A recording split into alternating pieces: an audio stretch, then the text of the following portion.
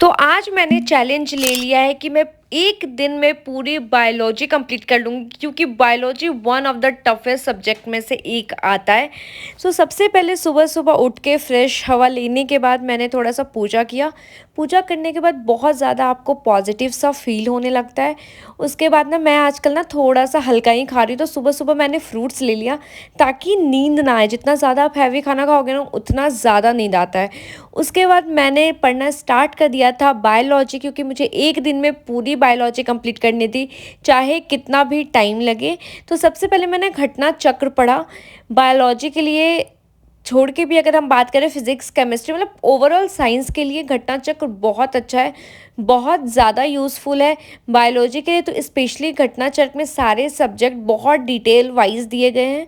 उसमें ना घटना चक्र में ऑप्शन भी होता है।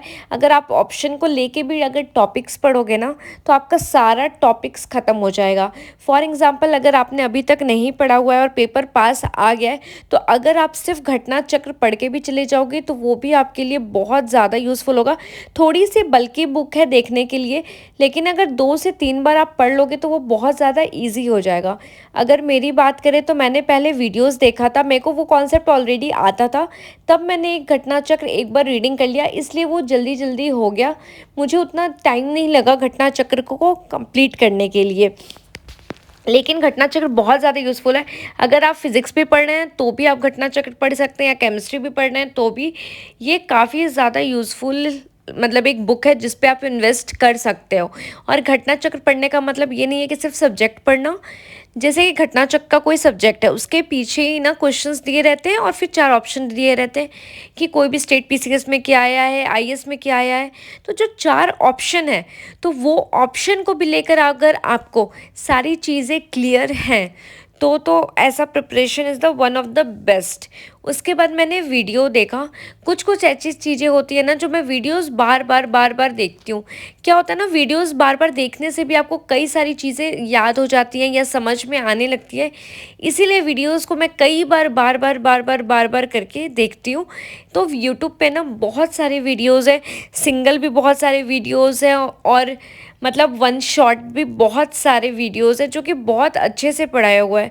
और मैं ना बेसिकली नोट्स से ज़्यादा प्रेफ़र करने की कोशिश करती हूँ, क्योंकि जितने बार आप नोट्स पढ़ोगे, जितने बार, उतने बार आपके माइंड में वो सारी चीज़ें छपती जाएँगी, और आपके लिए यूज़फुल हो जाएगा और ज़्यादा समझना या और ज़्यादा याद करना। इसीलिए ये बहुत ज़्यादा ज़रूरी है, मतलब कि नोट्स से पढ़ना। नोट्स बहुत ज़्यादा इम्पॉर्टेंट और सबसे ज़्यादा ज़रूरी है नोट्स बनाना।